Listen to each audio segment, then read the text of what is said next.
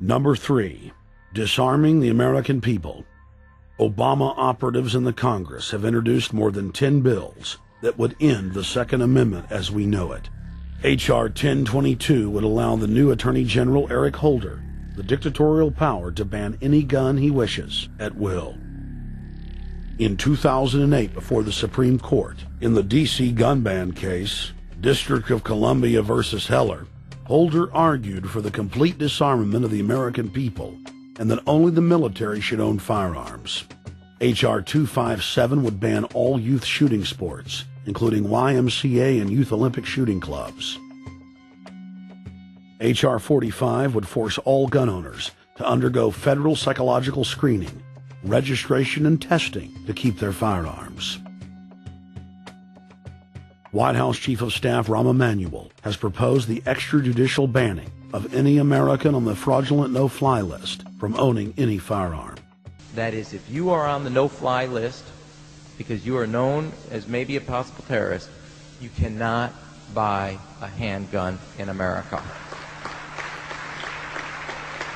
Over 25,000 Americans are added each month to the no-fly list, which numbers over 1 million people who have not been charged or convicted of any crime.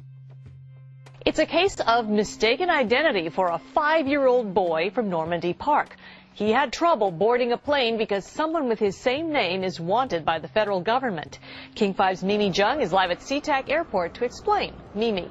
Lori, it's hard to believe that a 5-year-old could be considered a threat, but that's exactly what happened here at SeaTac last week when Matthew Gardner showed up for a flight to LAX.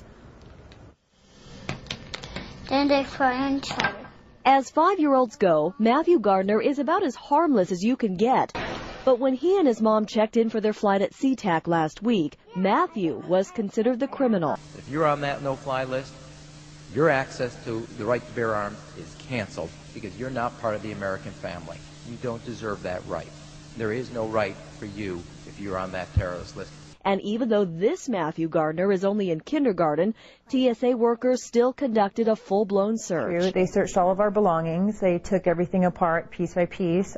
Nadia Counter says it wasn't easy being treated as a possible threat to national security. I picked up my child to give him a hug and tell him, it's okay, we're doing fine. And they reported to me that I was not allowed to touch him. He was a security risk, and they had to re-search me to make sure that I had not obtained any materials from him. Number 4. Massive restrictions on the First Amendment guarantee of free speech.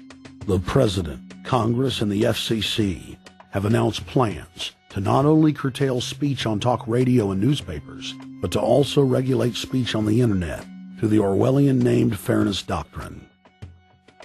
The Obama machine is also pressuring Congress to pass draconian hate speech laws that will eviscerate the First Amendment. Number 5, they plan to further federalize health care so that the government can dictate what kind of care citizens receive. Modeled after the British system, this includes rationing care and restricting what procedures the handicapped and elderly are eligible for.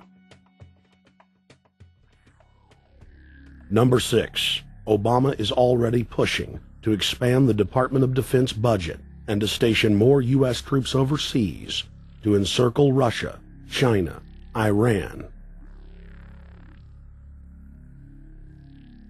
as well as setting up bases in Africa under the pretext of humanitarian aid, and dominate and occupy Africa through AFRICOM. Number 7, radically expand federal control over family farms and ranches through the Animal ID and Premises ID system. Number 8, accelerate the merger of the United States with Canada and Mexico under the Security and Prosperity Partnership. He is also accelerating the transfer of remaining federal authority to unelected quasi-governmental bodies like the World Trade Organization. Number 9, Obama must convincingly play the part of the president and convince the people of the United States that the buck actually stops with him. This is critical to the globalist master plan because in 4 to 8 years, Obama must take the blame, as Bush did, for the New World Order's horrific agenda. At that point, the elite will put a new puppet in the ceremonial seat of power and build him up as the savior, only to tear them down again. They're called Generation O, and they were the key to Barack Obama's White House win. During the campaign, Barack Obama used the internet like no other candidate before him, harnessing the energy of millions of his supporters. But the question now is, what to do with this young, eager, energetic army? This gives Barack Obama and his administration contact information for so many people, so next time he needs to push his legislation, he can contact all these people. Kennedy-esque. I feel as though this was like when John F. Kennedy was elected. Shouting, smiles, and tears. This is the best day of my life! It was the scope of Obama's victory that was most impressive. I saw a photograph of Obama playing basketball, and I said, you know what? I see him as a leader, and that's the world that's in his hands. Own a piece of history, commemorating the day the world changed forever. His confident smile and kind eyes are an inspiration to us all. In summation, Barack Obama is a Madison Avenue created fad. All of the crazed Obama worship, being pushed by the corporate media, is scientifically designed to capture the public in a net of peer pressure mass euphoria.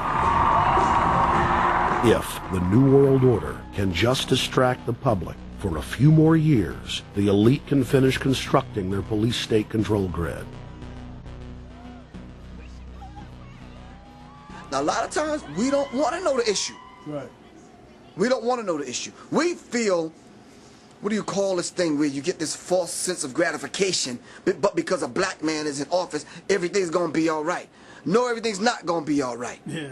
Until you look into the agenda on what the Democratic Party has been about, is about, and will be about, regardless if Barack Obama is the president or not. And that's real. Barack Obama is the perfect Trojan horse. He makes the people feel like they finally have a place at the table, even as he betrays them. I won't have to worry about paying my mortgage. Oh, it's such a blessing to see you, Mr. President. Thank you for taking time out of your day. Never in my life would think that this would ever happen. Sadly, many Obama supporters can't see what's right in front of their faces because they've already invested their very identity in this artificially created cult movement. Throughout history, it has happened over and over again. People turn their intellect over to cult of personality mass movements, and it's happening again. The evidence presented in this film is documented fact, and those that ignore what history has taught us do so at the peril of us all. Well, we don't have to look back thousands or even hundreds of years to see how dangerous this present-day situation is. We can look back to Bolshevik Russia. We can see the takeover by the Bolsheviks talking about the people's revolution, talking about the positive change. And Lenin came in and then Stalin.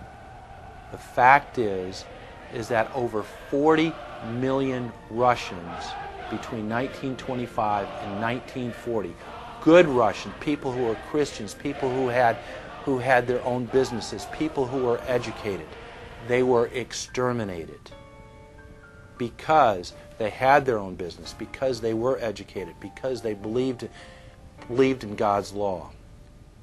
We can look over at Germany. Germany was in a very, very terrible economic situation, and this very charismatic leader called Adolf Hitler comes in. He makes the roads good, and he promises a better life for the people.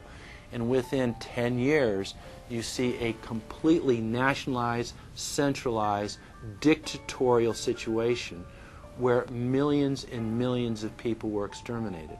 And then we can go to Maoist China. Mao came in, he promised change, he promised a better life, and within 5 years, 60 million Chinese were exterminated. They don't teach that. They don't teach that in the schools these days. And it wasn't that long ago. And I pray to God that this will not happen in the United States. And the way it won't happen is if you and your friends and all of us together take action to say no. This country is too precious. It's too wonderful. It's too good of a place to lay down as a victim.